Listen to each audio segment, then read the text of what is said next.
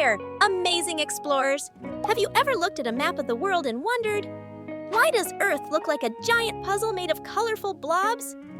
Some are big, some are small, and none of them fit together perfectly. But they almost do. Those blobs, they're called continents. And today, we're diving deep into one of Earth's coolest mysteries. Why do we have continents? And where did they come from? But wait, what is a continent anyway?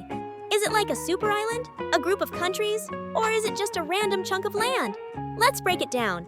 A continent is a huge area of land, way bigger than any island or country. There are 7 continents on Earth. You might even live on one of them. But they aren't just big, they're different in shape, size, and even age. So here comes the big question. Why are continents shaped so strangely? Why does South America almost look like it could fit next to Africa? To solve this, we've got to do something interesting. We have to go back in time. Yes! Way, way back. Past cities, past pyramids, past cavemen, back to the time of the dinosaurs. That's right.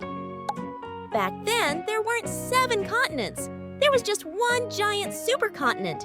Its name, Pangaea. Pangaea. Kind of sounds like a superhero name, right? Imagine all the land you know, from the deserts of Africa to the mountains of Asia, squished together like a mega pizza slice. Now imagine slicing that giant pizza apart and watching each slice slowly drift across a wobbly table. That's kind of what happened to Earth's surface. Except instead of pizza, it's solid rock. And instead of minutes, it took lots of years. Scientists believe that back then there were no oceans separating them. Just one megaland and one giant ocean. But then, something incredible happened. Why didn't Pangaea stay together? The answer is hidden beneath your very feet. You see, Earth isn't solid all the way through. Oh no, it's full of layers. The outer shell is called the crust. That's where we live. But the crust is not one big piece. It's actually broken into massive slabs of rock called tectonic plates. And here's the cool part. These plates are floating. Yes, floating on a gooey, super hot layer of molten rock called magma. Because Earth's core is extremely hot, like hotter than the surface of the sun hot, that heat causes magma to move. And when magma moves, it pushes and pulls the tectonic plates above it. It's like Earth's slow motion dance. This whole process is called plate tectonics. So what happens when those plates move? Sometimes they crash into each other, creating mountains. Sometimes they pull apart, forming oceans. Sometimes they slide past each other. Boom! Earthquakes and volcanoes. I am sure you have heard of those. So what happened is, over the years, the single landmass of Pangaea began to crack apart, breaking into smaller pieces that drifted away from one another. Those pieces are what we now call continents. And guess what? They're still moving today. If you had a time-lapse camera that could record Earth millions of years and years, you'd see continents gliding like giant icebergs across a sea of molten rock. Mountains would rise, oceans would grow, and entire landmasses would flip and twist like slow-motion dancers on a rocky stage. Just super slowly.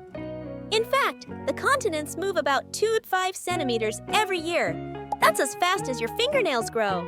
It's like Earth is rearranging its puzzle pieces, slowly but surely. Let's get to know these amazing landmasses. 1. Asia, the biggest and most populated continent, home to mountains, deserts, forests, and over half of the world's people. 2. Africa, the cradle of human life, where our ancestors began. Also home to the longest river, the Nile, and amazing animals like lions and elephants. 3. North America, land of towering mountains, vast forests, deserts, and lots of different cultures.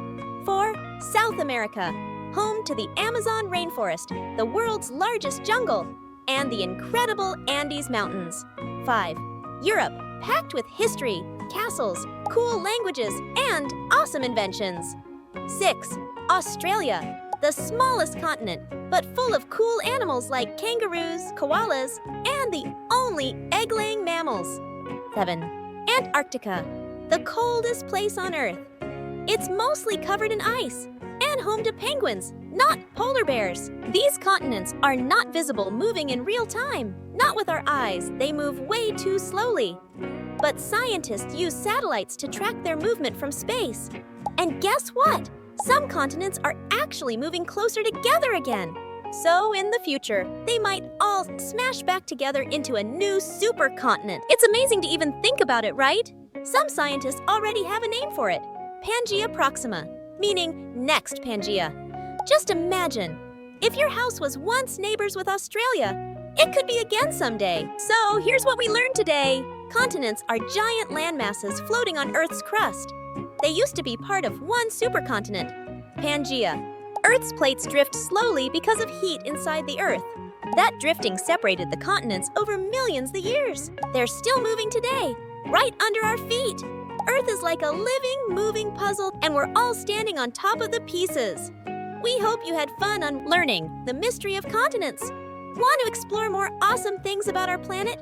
Hit like, tap, subscribe, and join our Earth Explorer crew. And remember, even when you're standing still, the Earth is always on the move.